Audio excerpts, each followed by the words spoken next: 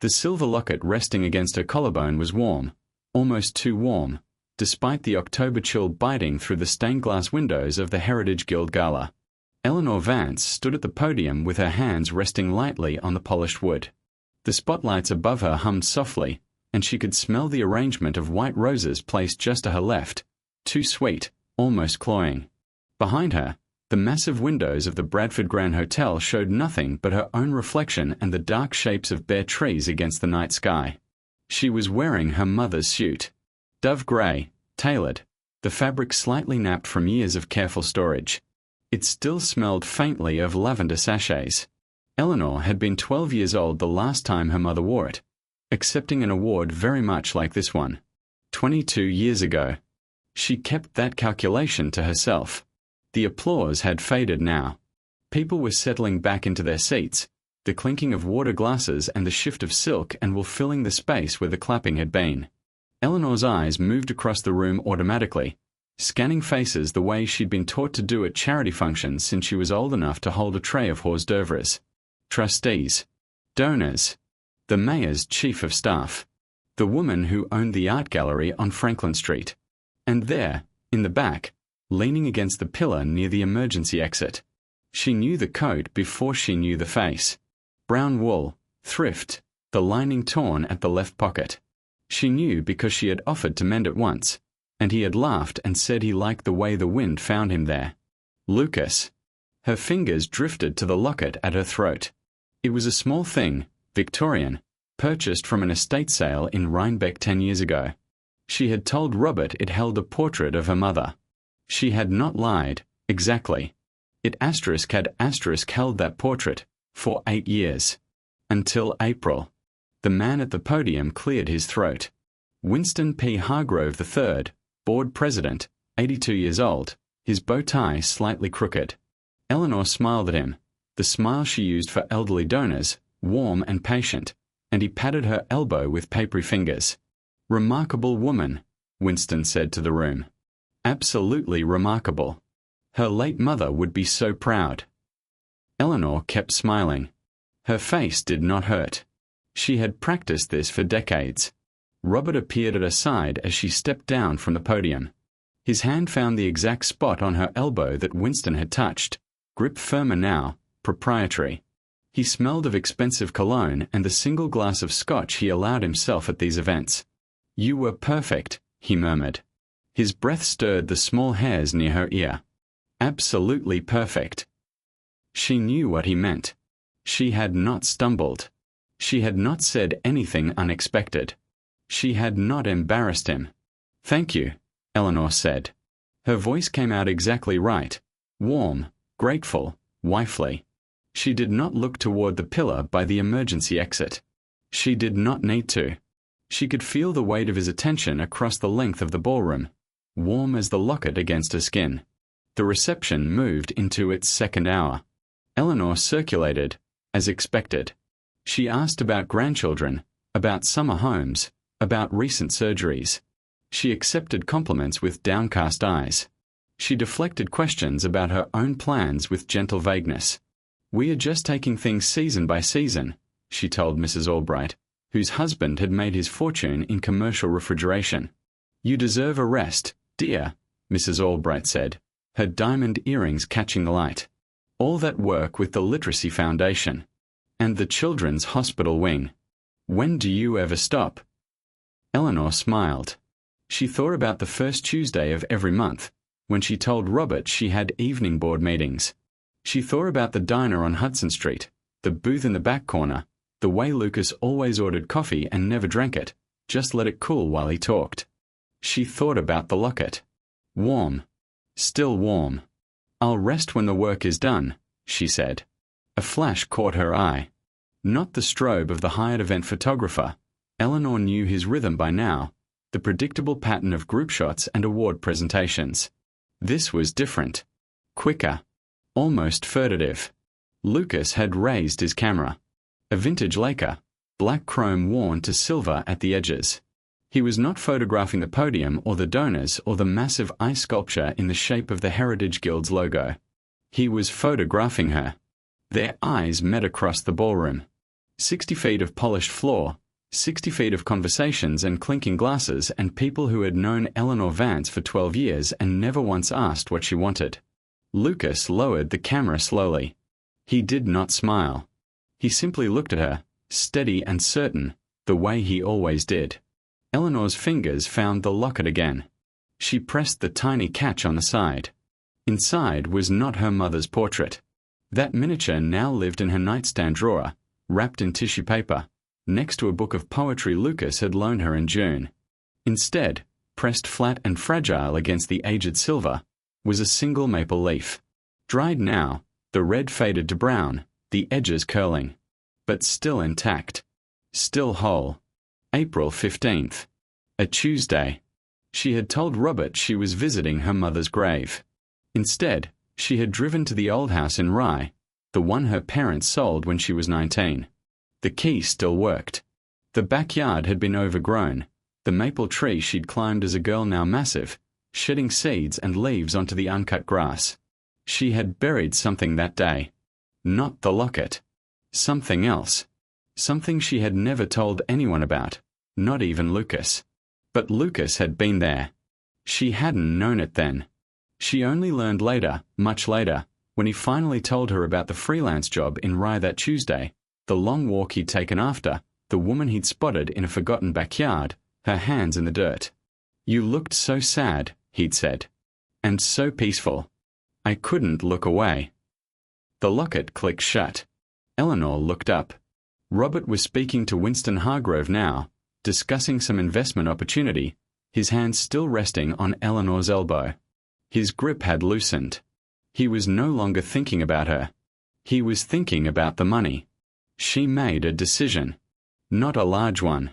Not the kind of decision that changes everything. Just a small one, a crack in the perfect surface. "I need some air," she said. Robert waved his free hand dismissively. "Don't be long. They're bringing out the champagne." The service corridor was dimmer than the ballroom, the air cooler. Eleanor's heels clicked against the concrete floor, each step echoing off unpainted walls. She could hear the distant clatter of the hotel kitchen, the rumble of the service elevator. Her reflection slid across polished steel doors as she walked, a woman in grey, moving quickly, one hand at her throat. She heard footsteps behind her. Steady. Unhurried. She turned. Lucas stood 15 feet away, his camera hanging from one hand, his torn coat pocket flapping slightly in the draft from a loading dock. He looked tired. There were shadows under his eyes she hadn't seen before, or maybe she just hadn't let herself look. "You're supposed to be in Brussels," Eleanor said. Her voice didn't sound like her own. It was thinner, younger, stripped of the practiced warmth she wore like a mother's suit. "I know," Lucas said. "The Belgian Modernist Retrospective. Your editor said you were covering it." "I told him I was sick." "You're never sick." "I know." Eleanor took a step closer. Then another. The grate beneath her feet vibrated slightly, the hotel's ancient heating system, laboring against the October cold. She could smell coffee on his breath, and something else, something clean and familiar. The same soap her father used to buy. Pine tar. "Why are you here?" she asked. Lucas looked at her for a long moment. His gaze traveled from her eyes to the locket at her throat, then back up. He didn't answer her question. "You won," he said. "Philanthropist of the Year. That's a big deal. It's a plaque. It goes on the wall with the other plaques. You deserve it." "Do I?" He didn't flinch at the sharpness in her voice. He never did. "Yes," he said simply. "You do." Eleanor's throat tightened. She pressed her palm flat against her collarbone, feeling the warm silver beneath her fingers. The locket. Always the locket. She remembered the first time she'd worn it for him. June, early evening, the diner's parking lot half empty. He had noticed immediately. He noticed everything. "That's new," he'd said. Or, "Not new. Old. Victorian. 1887, she'd said. "My mother's." "What's inside?" She hadn't opened it. Not then. She'd just shaken her head, and he'd nodded, and they'd talked about something else, a photography exhibit, a book he was reading, the way the light looked at that hour. Now, in the dim service corridor, with the distant sound of champagne toasts echoing through the walls, Eleanor made another decision. Larger this time. The crack widening. She unclasped the locket. The chain slid through her fingers, cool and familiar. She held the locket in her palm for a moment, feeling its weight, its warmth. Then she stepped forward and placed it in Lucas's hand. His fingers closed around it slowly. Carefully. The way he handled everything, as if it mattered. "I don't even know your middle name," Eleanor said. The words hung in the cold air between them. Lucas looked down at the locket in his palm, then back at her. His thumb brushed the engraved surface once, a gesture so gentle it made her chest ache. "James," he said. "Lucas James Marino." "Eleanor. Just Eleanor. My mother wanted me to have something fancy. My father called me Ellie. Which do you prefer?" She thought about it. "I don't know yet." Lucas nodded. He didn't open the locket. He didn't ask what was inside. He just closed his hand around it and slipped it into his coat pocket, the torn one, the one where the wind found him. "I should go back," Eleanor said. "I know. They'll be looking for me." "Probably." Neither of them moved. Finally, Lucas spoke again. His voice was quiet, steady, the same voice he used when he talked about aperture settings and shadow and the way light changed everything. "The maple tree in your parents' backyard," he said. "The one you climbed as a girl." Eleanor went very still. "It's still there," Lucas continued. "I drove past it on my way here. It's turning. The leaves are almost gone." She stared at him. Her heart beat against her ribs, hard enough to feel, hard enough to count. "How do you know which tree I climbed?" Lucas met her eyes. He didn't look away. He didn't apologize. He just told her the truth, steady and certain, the way he always did. "This isn't from the park," he said, touching his pocket where the locket rested. "This is from your backyard. I saw you burying it last April." The heating grate hummed beneath Eleanor's feet. Somewhere above them, 3 floors up, Robert was accepting her champagne toast on her behalf. Winston Hargrove was probably telling the story about her mother again. Mrs. Albright was probably wondering where the guest of honor had gone. Eleanor didn't hear any of it. She heard only Lucas's voice, and the echo of her own heartbeat, and the quiet truth she had been carrying since April 15th. He had been there. He had seen her. And he had kept watching. Not stalking. Not hunting. Just witnessing. The way he witnessed everything. The way he saw the curve of a building against the sky. The way he noticed the exact moment the light became something beautiful. The way he looked at her, always, like she was worth looking at. 6 months, Eleanor whispered. "You've been watching me for 6 months." "Yes." "Why didn't you tell me?" Lucas was quiet for a long moment. When he spoke, his voice was rough at the edges, worn thin from holding something heavy for too long. "Because I didn't think you were ready to be seen." The words settled between them, heavier than the locket, heavier than any plaque or award or carefully constructed smile. Eleanor looked down at her hands. They were steady. That surprised her. She had expected them to shake. "I need to go back," she said again. "I know." "Will you be here when I come out?" Lucas didn't promise. He never promised anything. He just nodded once, a small movement, barely visible in the dim light. Eleanor turned and walked back toward the ballroom. Her heels clicked against the concrete. The sound echoed off the unpainted walls.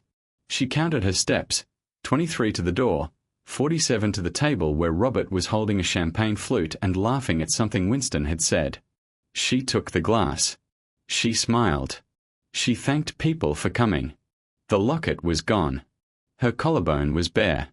Cool air touched her skin where the warm silver used to rest. And somewhere, 3 floors below, in a service corridor that smelled of coffee and pine tar and the first chill of winter, A man with a torn coat pocket waited in the dark, holding the only thing she had ever given him. The clock above the service entrance read 11:47 p.m. when Eleanor pushed through the heavy metal door and stepped onto the loading dock. The October air hit her face like cold water. She hadn't realized how hot the ballroom had been, how the combination of spotlights and bodies and forced smiles had made her skin prickle beneath her mother's suit. Out here, the world was quiet. A single security light buzzed overhead, casting everything in pale yellow. The hotel's delivery trucks were parked in neat rows, their windshields misted with frost. Eleanor pressed her back against the brick wall and breathed. Her pulse was still visible in her throat. She could feel it there, fluttering against her skin like something trapped. She pressed 2 fingers to the spot, the way her mother used to do when she was trying to calm herself before a speech. Count the beats. Slow them down. Become the woman everyone expects you to be. 7 beats in 10 seconds. 42 per minute. Too fast. Too fast. The door creaked open. Eleanor didn't turn around. She already knew the rhythm of his footsteps, steady, unhurried, the slight drag of his left heel where the sole had worn thin. Lucas stepped onto the loading dock and let the door close behind him. He didn't speak. He just stood there, a few feet away, his camera hanging from one hand and his torn pocket flapping softly in the breeze. Eleanor stared at the parking lot, at the frost on the windshields, at her own reflection in the dark glass of a delivery van, a woman in grey, her collarbone bare, her hands pressed flat against cold brick. "I can't stay long," she said. "I know. They'll notice I'm gone." Lucas didn't argue. He never argued. He just shifted his weight slightly, bringing himself closer to the edge of the light without actually entering it. His torn pocket caught the breeze again, and Eleanor watched the fabric lift and fall, like a small animal breathing. She remembered the first time she'd seen that tear. April 29th, a Tuesday. The diner on Hudson Street, booth in the back corner. He'd shrugged off his coat and hung it on the hook beside the window, and she'd noticed the gaping seam immediately. "You should mend that," she'd said. He'd looked at the pocket like he was seeing it for the first time. "Probably. The cold will get in. I like it." He'd smiled then, small and crooked. "Keeps me awake." Eleanor hadn't understood. She understood now. There was something honest about a torn pocket. Something that didn't pretend to be whole. Eleanor. Her name. Not Ellie, not Mrs. Vance, not the dozens of other labels people had attached to her over 34 years. Just Eleanor. He said it like it was enough. She turned. Lucas was holding the locket. It lay in his open palm, glinting under the security light. The chain pulled around it like liquid silver. His thumb rested lightly on the engraved surface, tracing the Victorian scrollwork without pressure, without hurry. "It's warm," he said. "Still warm." Eleanor looked at the locket, at his hand, at the way his fingers curved around it so carefully, like he was holding something that might break. "You should open it," she said. "Only if you want me to." "Do you want to?" Lucas was quiet for a long moment. The security light buzzed. A truck rumbled past on the street below, its headlights sweeping across the loading dock before disappearing into the night. "I've imagined what's inside," he said slowly. 100 times. Maybe more. Your mother's portrait. A lock of hair. A four-leaf clover." He paused. "A photograph of someone else." "There's no one else." "I know that now." Eleanor's chest did something complicated. Not painful, exactly. Just unfamiliar. Like a door opening in a house she'd thought she knew by heart. "Then why haven't you looked?" she asked. Lucas raised his eyes from the locket. Met hers. Held them. "Because once I know," he said, "I can't pretend I don't." The words settled between them, heavier than the cold, heavier than the weight of the last 6 months. Eleanor understood. She understood perfectly. Pretending was how she'd survived. Pretending the marriage was fine. Pretending the loneliness was just exhaustion. pretending that burying her mother's locket in the backyard of a house she no longer owned was a normal thing to do on a Tuesday afternoon. But Lucas didn't pretend. Lucas looked. Lucas saw. And he was still here. "Open it," Eleanor whispered. Lucas pressed the tiny catch on the side of the locket. The lid sprang open with a soft click. Inside was the maple leaf. Dried now, the red faded to brown, the edges curled inward like cup hands. A single vein ran down its center, still intact, still whole. It rested against the aged silver like a secret finally spoken. Lucas stared at it for a long time. His thumb moved once, lightly, tracing the leaf shape without touching it. "The tree in your backyard," he said. "Yes." "The one you climbed?" "Yes." April 15th. Eleanor nodded. Her throat was too tight for words. Lucas closed the locket slowly. Carefully. His fingers lingered on the catch, making sure it held. Then he looked at her, and his eyes were bright in the yellow light. "You buried it," he said. "Why?" Eleanor thought about that Tuesday. The long drive to Rye. The key that still turned in the lock. The overgrown grass, wet from morning rain, soaking through the knees of her trousers as she knelt beneath the maple tree. She thought about the small metal box she'd brought with her. The objects inside. Her grandmother's wedding ring. A photograph of her father, taken 6 months before he died. A letter she'd written to her mother but never sent. And the locket. Her mother's locket. The one she'd worn every day for 8 years, warm against her collarbone, heavy with expectation. "I was trying to let go," she said, "of things I didn't need anymore." "But you kept it." "No. I buried it. I walked away." She paused. "I came back 3 hours later and dug it up." Lucas didn't laugh. He didn't tell her it was okay, or that she'd made the right choice, or any of the other useless reassurances people offered when they didn't know what else to say. He just nodded, the way he always did, and waited for her to continue. "I couldn't do it," Eleanor said. "Couldn't let go. Couldn't keep it. I just stood there, holding this dirty locket, and I didn't know who I was anymore." "What did you do?" "I put the leaf inside. The first one I saw, still wet from the rain. And I wore it home."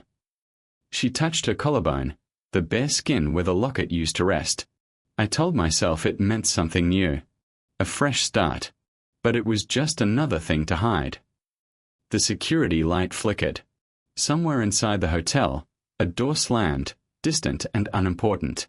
Lucas held the locket out to her, his palm open, his finger steady. "It's still yours," he said. Eleanor looked at the locket. At the chain pooling like water. At the small silver case that had held her mother's face for 8 years and a maple leaf for 6 months, and now, she didn't know what it held now.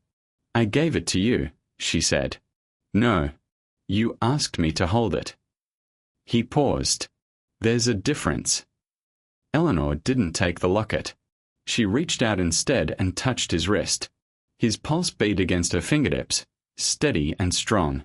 42 beats in 10 seconds. The same as hers. "You should fix your pocket," she said. Lucas smiled. That same small, crooked smile from the diner in April. "Probably.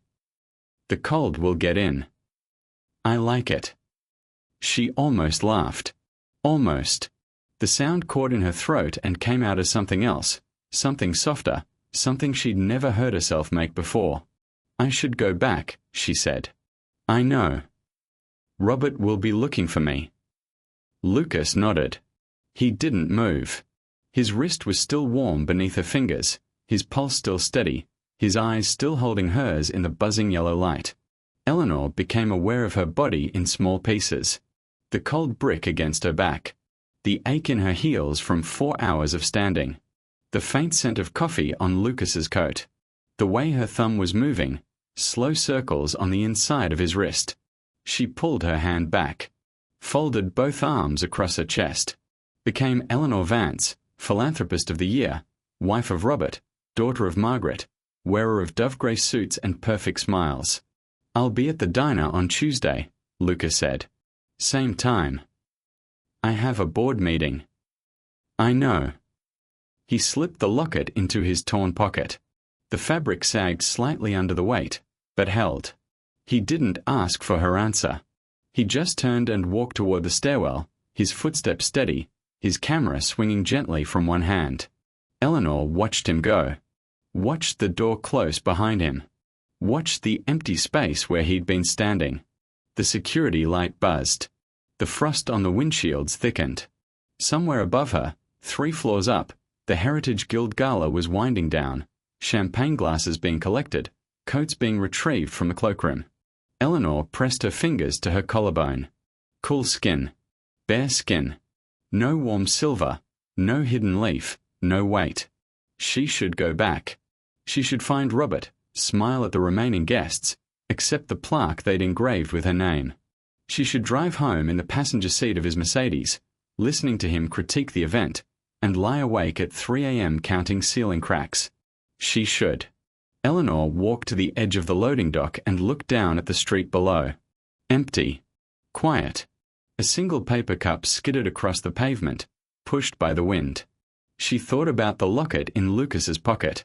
The leaf inside, dried and fragile, held by someone who understood that broken things were still worth keeping. She thought about his pulse beneath her fingers. 42 beats. The same as hers. Eleanor turned away from the edge. Walked back to the service door. Her hand found the handle, cold metal against cold skin. She didn't open it. Behind her, the security light flickered once, twice, then steadied. The frost on the windshields caught the glow and held it, each crystal a tiny prism, each prism a tiny fire. Eleanor stood at the threshold, her hand on the handle, her collarbone bare, her heartbeat slow and steady in her throat. 41 beats now. Then 40. Then 39. She didn't open the door. She didn't walk away. She just stood there, in the cold October air, and let herself be someone who didn't know what came next. The clock above the service entrance ticked forward. 11:52 p.m. 5 minutes since she'd stepped onto the loading dock. 5 minutes since she'd given away the only thing she'd ever truly owned. 5 minutes, and she was still here. Still breathing. Still Eleanor. Somewhere below, on the dark street, the paper cup skidded and spun and finally came to rest against the curb. The wind moved on. The cup stayed. Eleanor took her hand off the door handle. She didn't go back inside. She didn't go down to the street. She just stood there, in the space between, and waited for the next thing to happen. And somewhere in the stairwell, 3 flights down, a man with a torn coat pocket paused on the landing and pressed his hand against the small, warm weight of a Victorian locket. He didn't open it. He didn't have to. He already knew what was inside. The digital clock on Robert's nightstand changed from 2:59 a.m. to 3 a.m., and Eleanor watched each red number shift with the patience of someone who had stopped pretending to sleep. His breathing was a metronome beside her. In through the nose, out through the mouth, steady and predictable. The same rhythm she'd listened to for 12 years of marriage. 12 years of lying awake while the man beside her dreamed of things that did not include her. Eleanor kept her eyes on the ceiling. Cracks ran through the plaster like tiny rivers, branching and dividing. She had memorized every tributary, every dead end, every place where the paint had begun to bubble and peel. There was a water stain in the far corner, shaped roughly like the state of Idaho. She had never mentioned it to Robert. He would have called the super, and the super would have painted over it, and she would have lost the only map she had. 3:01 a.m. Her phone was in her hand before she realized she'd reached for it. The screen glowed blue-white against her face, too bright in the dark room. She angled it away from Robert's closed eyes and opened her messages. Lucas's name was at the top. The last message was from 11:54 p.m., sent while she was still standing on the loading dock. * good night, Eleanor. *. She had not replied. She had driven home with Robert, undressed in the dark, brushed her teeth with the bathroom door closed. She had lain down in her assigned spot on the left side of the bed and stared at the ceiling cracks and felt her bare collarbone rise and fall with each breath. Now she typed 3 words. * I can't sleep. *. She pressed send before she could stop herself. The message whooshed into the digital dark, and immediately she wanted to snatch it back. It was 3:02 a.m. What kind of person texts someone at 3:02 a.m.? What kind of person admits they can't sleep, can't rest, can't stop thinking about the weight of a silver locket in someone else's pocket? 3 dots appeared, then vanished, then appeared again. Asterisk neither can I dot asterisk. Eleanor pressed the phone to her chest, over her heart, where the locket used to rest. The screen was warm against her skin. 3:04 a.m. She slipped out of bed carefully, the way she'd learned to do in the early years when Robert's sleep was lighter and her movements had to be silent. Her feet found the cold hardwood. Her hand found the doorframe. The bathroom light clicked on, and she locked the door behind her and sat on the edge of the clawfoot tub and looked at herself in the mirror.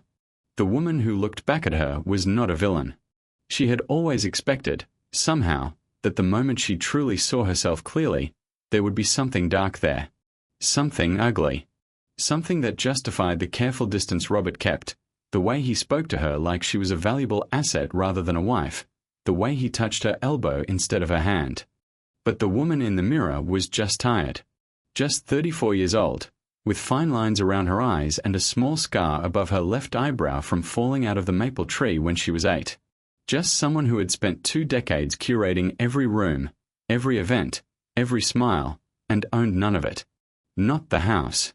The house was in Robert's family trust, purchased with his grandfather's money, decorated with his mother's antique furniture. Eleanor had contributed nothing except her taste, her time, her ability to make guests feel welcome. Not the name. Vance. She had taken it gladly at 22, eager to escape the weight of her own family's modest reputation. Now it felt like a costume she couldn't remove. Not even the locket. That was in Lucas's pocket now, warm against someone else's heart. Eleanor set the phone on the edge of the sink and turned on the faucet. Cold water ran over her wrists, the old remedy for panic her mother had taught her. Count the beats. Slow them down. Become the woman everyone expects you to be. Her reflection watched her. Waiting. She thought about April 15th. The backyard in Rye. The maple tree shedding seeds like confetti. Her hands in the cold dirt, digging a hole just deep enough to hold a small metal box. She had buried her grandmother's wedding ring that day. Her father's photograph. The unsent letter to her mother, folded into a tiny square, sealed with wax.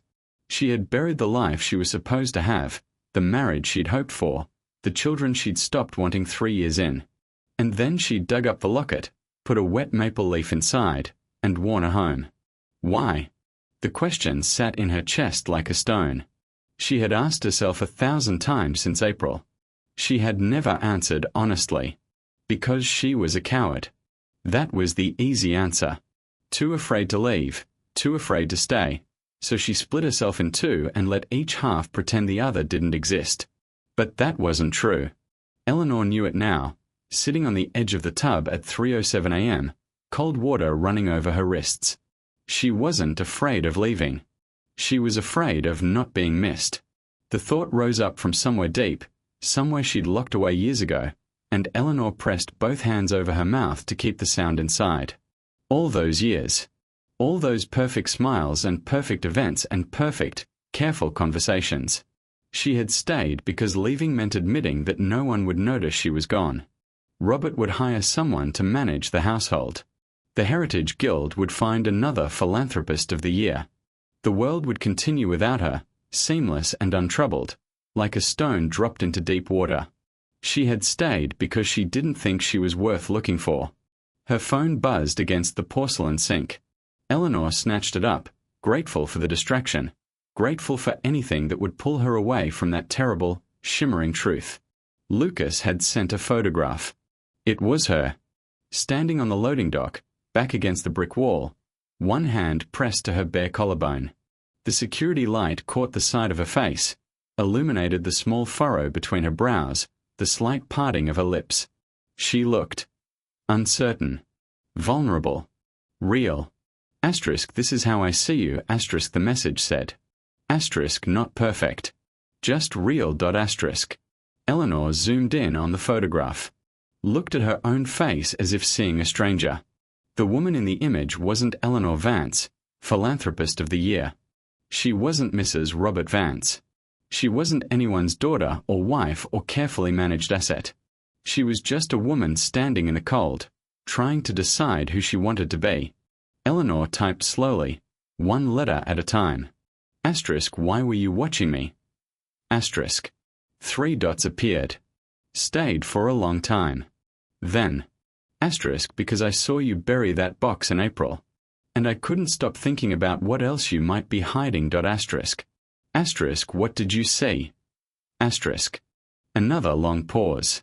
Eleanor watched the dots appear and vanish, appear and vanish.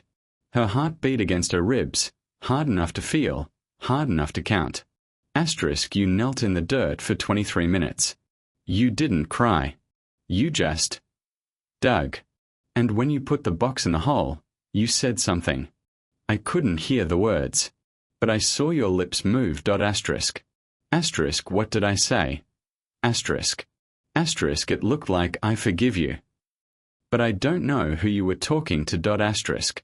Eleanor lowered the phone to her lap. The bathroom was very quiet, very cold, very small. Her reflection stared at her from the mirror, and this time, the woman in the glass looked different. She looked like someone who had been witnessed. April 15th, 4:17 p.m. She had knelt beneath the maple tree, her mother's locket warm in her palm, and she had whispered 3 words into the cold spring air. Asterisk, I forgive you, Mom. Asterisk. For what? For dying too young? For leaving her alone with a father who couldn't look at his daughter without seeing his wife? For teaching her that love was something you earned through performance? No. None of that. Her mother hadn't done anything wrong. She had just gotten sick and faded, and left Eleanor with a closet full of dove-grey suits and the crushing weight of expectations she couldn't fulfill. The forgiveness wasn't for her mother. It was for herself. For 22 years, Eleanor had carried the belief that she wasn't enough. Not smart enough, not pretty enough, not good enough to be loved without effort. Her mother's death had cemented that belief, turned it into something sacred, something she couldn't question without betraying the woman who'd given her everything. But her mother had never asked her to be perfect. Her mother had just asked her to be happy. And Eleanor had forgotten how. The bathroom clock ticked forward. 3:23 a.m. Robert's breathing continued its steady rhythm through the closed door. Metronome, metronome, never missing a beat. Eleanor picked up her phone, opened Lucas's photograph, looked at her own face, uncertain and real and completely, utterly seen. She thought about the locket in his pocket. The maple leaf inside, dried and fragile, held by someone who had watched her bury her grief and never once looked away. She thought about his pulse beneath her fingers. 42 beats. The same as hers. And then Eleanor realized asterisk she was a coward, asterisk was a lie. She wasn't afraid to leave. She wasn't afraid to be alone. She wasn't even afraid of what Robert would do when he woke up and found her gone. She was afraid that no one would come looking for her. But someone already had. Lucas had been watching for 6 months. Not hunting, not stalking, just waiting. Waiting for her to be ready. Waiting for her to see herself the way he saw her. Not perfect. Just real. Eleanor typed one final message. Her fingers were steady. Her pulse was slow. Her reflection in the mirror met her eyes and didn't look away. Asterisk, I'm ready to be seen. Asterisk. 3 dots appeared. Stayed. Then. Asterisk, I know. I've been ready since April. Asterisk. Asterisk, where do we go from here? Asterisk. Asterisk, anywhere you want. But we don't have to decide tonight. Asterisk. Asterisk, what do we do tonight? Asterisk. Asterisk, you sleep. You're exhausted, Eleanor. I can see it in your face. Asterisk. Asterisk, and you? Asterisk. A pause. Then. Asterisk, I'll be here. Same place I've always been. Asterisk. Eleanor set the phone down on the sink, turned off the bathroom light, opened the door and walked back to the bedroom, where Robert slept on in his steady rhythm, never knowing she'd left. She lay down on her side of the bed, stared at the ceiling cracks. Idaho, Montana, the branching tributaries of a life she'd mapped so carefully she could navigate in the dark. But she wasn't in the dark anymore. She closed her eyes. Her collarbone was bare. Her heart was steady. Somewhere across the city, a man with a torn coat pocket sat awake in his small apartment, a silver locket warm in his hand, waiting for morning. Eleanor slept. And when she dreamed of maple trees, and the woman in the mirror smiled. 16 days had passed since Eleanor stood on the loading dock with her collarbone bare and her heart beating in her throat. 16 days since she'd given Lucas the locket. 16 days since she'd whispered into her phone at 3:23 a.m. "I'm ready to be seen," and meant it. Now it was November 7th. The calendar on the kitchen wall showed a photograph of a covered bridge in Vermont, and Eleanor crossed off November 6th with a single stroke of a pen.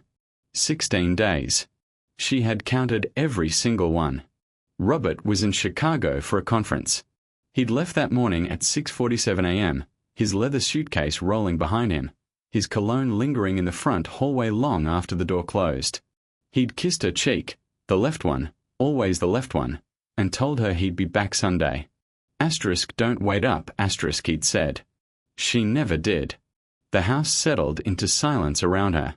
The grandfather clock in the foyer ticked. The refrigerator hummed. Somewhere in the kitchen walls, the old pipes made their familiar knocking sound, like someone asking to be let in. Eleanor stood at the center of it all and listened to the quiet. She had spent 12 years decorating this house, selecting the right drapes, the right rugs, the right arrangement of throw pillows on the sofa. She had hosted 63 dinner parties, 31 charity committee meetings, and one very tense visit from Robert's mother in 2019. She knew which chairs were comfortable and which were just for show. She knew which wine glasses had microscopic chips and were only used when the caterers brought their own. She knew everything about this house. And none of it was hers. Eleanor walked to the master closet and slid open the door. Robert's side was immaculate. Suits arranged by color, shirts by sleeve length, shoes in neat rows on the built-in racks. His mother had hired an organizer in 2014, and Robert had maintained the system with religious devotion ever since. Charcoal gray, navy, black, white, light blue, pale pink, Oxfords, loafers, weekend sneakers. Eleanor's side was smaller, tucked into the corner, as if someone had designed the closet and then remembered, almost as an afterthought, that a wife might need some space. Her dove grey suit hung beside 3 identical black sheath dresses and a single cashmere sweater she'd bought herself 4 years ago. She looked at Robert's suits, at the perfect rows, the perfect colors, the perfect organization. Then she started pulling them off the rack. Not in anger. Not in haste. Eleanor removed each chute carefully, sliding the hangers off the rod one by one, laying the garments flat across the bed. Charcoal gray. Navy. Black. She worked in silence, her movements precise, her breathing steady. When she had cleared half the rack, she stopped. The empty hangers swayed slightly, catching the light. 11 of them, side by side, waiting. Eleanor walked to her side of the closet and lifted her cashmere sweater from its shelf. She placed it on one of the empty hangers. Then her favorite black dress. Then a blouse she'd worn twice and never felt brave enough to wear again, a soft rose color that Robert had said made her look washed out. She hung them in the space where Robert's suits used to be. Then she stepped back and looked. Her clothes on his side. Her colors, soft and warm, against the empty white of the closet walls. The space between them, the empty hanger still waiting, still swaying, felt louder than any note she could have written. Eleanor closed the closet door and went to find her checkbook. The study was at the back of the house, overlooking the garden that Robert paid someone else to maintain. His desk faced the window. Her desk, a small writing table tucked into the corner, faced the wall. Eleanor sat at her desk, opened the drawer, and took out the leather-bound checkbook she'd had since before her marriage. For 12 years, she had managed the household finances. Robert gave her a monthly allowance for groceries, utilities, and household staff. Anything left over went into a joint savings account that Robert monitored quarterly. But Robert didn't know about the cashback rewards. It had started small. A credit card in her own name, opened before the wedding, used for personal purchases and paid off monthly. The cashback rewards accumulated slowly at first, $50 here, $75 there. She transferred them into a separate savings account, the one Robert didn't know about, the one linked to her maiden name. That was 11 years ago. Now Eleanor opened her laptop, logged into the account she'd hidden for over a decade, and looked at the balance. $47,382.16. She had earned every dollar of it. A percentage of every grocery trip, every department store purchase, every hotel stay she'd booked for visiting relatives and quietly paid for with her own card. 11 years of small, careful rebellions, hidden in plain sight. Eleanor transferred the entire balance to a new checking account under E. Vance. Not Mrs. Robert Vance. Just E. Vance. The confirmation email arrived at 11:23 a.m. Eleanor printed it, folded it once, and placed it in her purse. Then she sat back in her chair and looked at the wall. It was not a large sum of money. It would not buy a house or fund a retirement or even cover more than a few months of careful living. But it was hers. Every dollar of it. Earned without his help, hidden without his knowledge, claimed without his permission. She thought about the maple leaf in Lucas's locket. Dried and fragile, the edges curled, the single vein still intact. She thought about how he'd held it in his palm, how his thumb had traced its shape without touching, how he'd said "I already know what's inside star." She thought about how it felt to be known. Her phone buzzed. Lucas. How's the packing going? Eleanor smiled. It was not the smile she used for donors or dinner parties or the man who kissed her cheek on his way to Chicago. It was something else entirely. I'm not packing, she typed. I'm unpacking, what's the difference? Packing is leaving. Unpacking is arriving, 3 dots appeared. Stayed for a long time. Then. Where are you arriving? Eleanor looked at the closet door. At the empty hangers swaying gently beside her rose-colored blouse. At the checkbook in her lap and the confirmation email in her purse and the garden outside the window, bare and waiting for spring. I don't know yet, she typed. But I'll know it when I get there, She spent the afternoon methodically dismantling her life. The joint credit card was cut into 4 pieces and distributed among 3 different trash cans. Her name was removed from the household utilities. Let Robert figure out how to pay them. The antique vase his mother had given her as a wedding gift went into a box marked donation *, wrapped in newspaper, sealed with tape.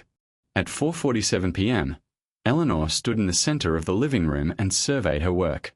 The house looked the same. Same furniture, same art, same carefully arranged throw pillows. But the drawers were emptier. The closets were rearranged. The small, invisible markers of her presence had been gathered, sorted, and packed into 2 suitcases and a single cardboard box. Everything she truly owned fit into the trunk of her car. Eleanor had just sealed the box when she heard the garage door open. Her hands went still on the tape. The clock on the mantel ticked forward. 5:03 p.m. Robert wasn't supposed to be back until Sunday. She listened to the familiar rhythm of his footsteps on the basement stairs. The jingle of his keys. The soft thud of his briefcase on the hall table. Eleanor. His voice floated through the house, casual, unworried. He didn't know. He couldn't know. She had been so careful. In here, she called. Her voice sounded steady. Remarkably steady. Robert appeared in the living room doorway, still in his travel clothes, his tie loosened. He looked tired.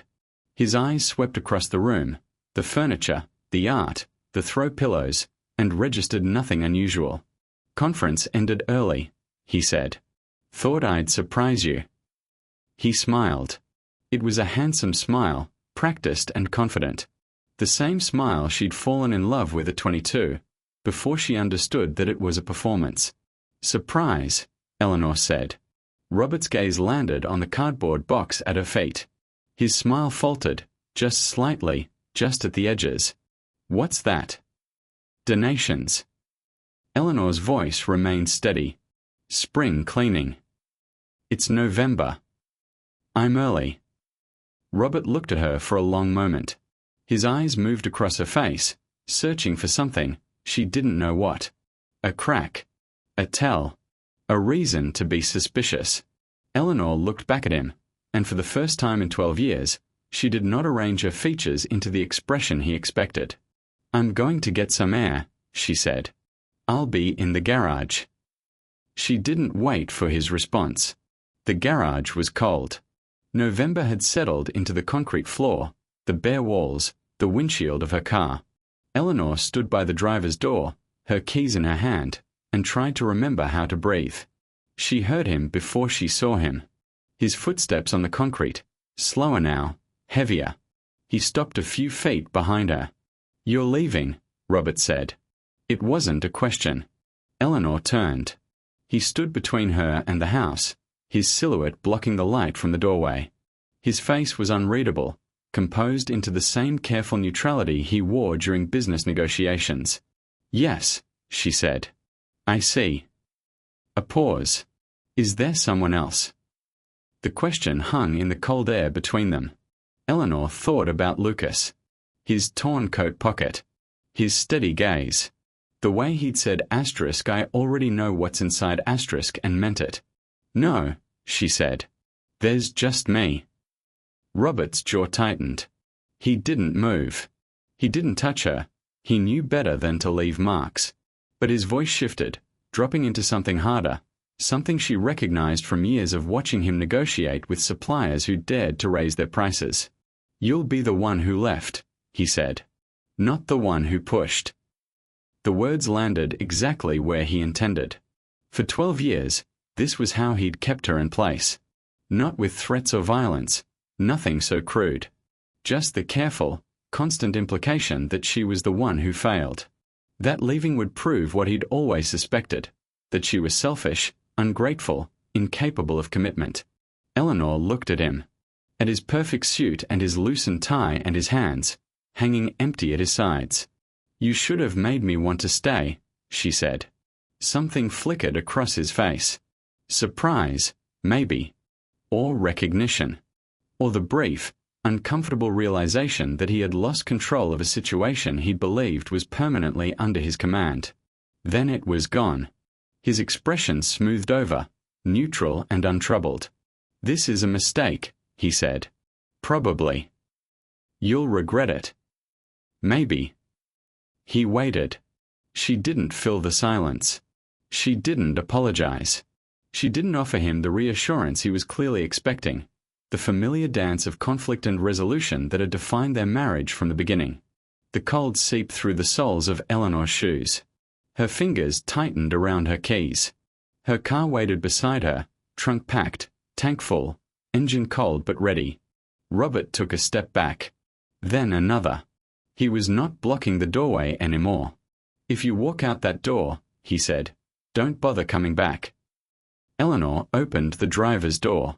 The interior light spilled across the concrete, warm and yellow.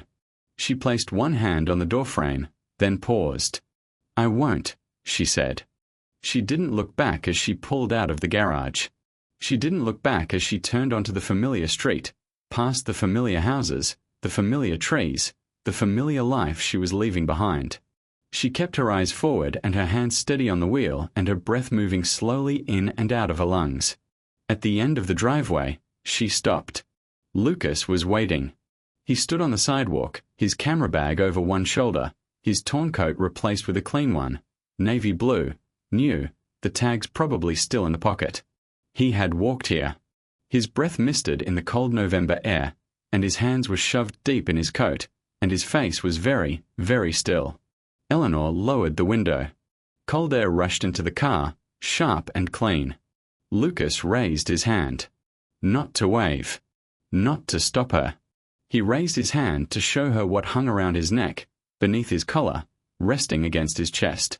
The silver locket caught the light from a dashboard and threw it back in tiny pinpricks, warm and steady and undeniable. Eleanor looked at the locket, at the chain, at the man who had worn it for 16 days, waiting for her to be ready. "Where do you want to go?" she asked. Lucas lowered his hand. His eyes met hers, and in the glow of the dashboard, she saw something she'd never seen before. Not patience, not waiting, not careful distance. Hope. "I don't care," he said. "Anywhere you want." Eleanor reached across the passenger seat and pushed the door open. The interior light spilled across the sidewalk, warm and yellow and welcoming. Lucas stood at the edge of it, his breath misting, his hands loose at his sides, his locket glowing against his chest.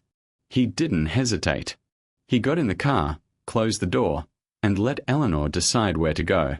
The engine hummed beneath them. The heater slowly pushed back the November cold. Eleanor put the car in drive and pulled away from the curb, away from the house with its empty hangars and its carefully arranged throw pillows and its man standing in the garage doorway, watching taillights disappear around the corner.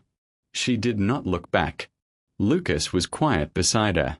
His camera rested on his lap, his hands on the bag, his breathing slow and steady.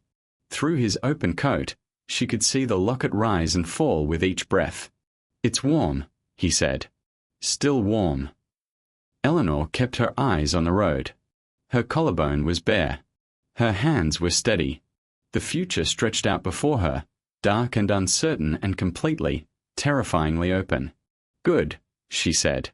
"Keep it warm." The car moved forward, carrying them both into the November night, toward whatever came next. And somewhere behind them, in a house that was no longer her home, 11 empty hangars swayed gently in an open closet, waiting for something that would never return.